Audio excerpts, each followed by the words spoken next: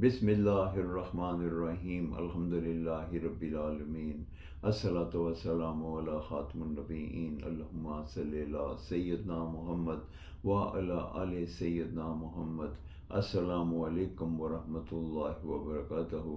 میری آج کی حدیث جامع ترمذی 1 نمبر۔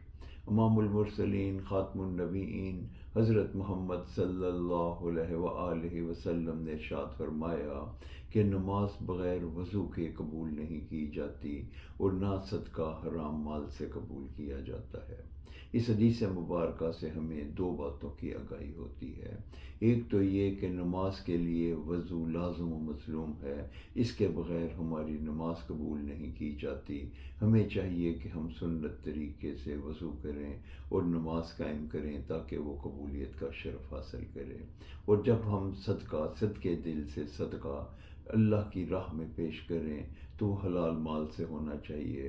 اگر اس میں حرام مال شامل ہوگا تو وہ بھی قبول نہیں کیا جائے گا۔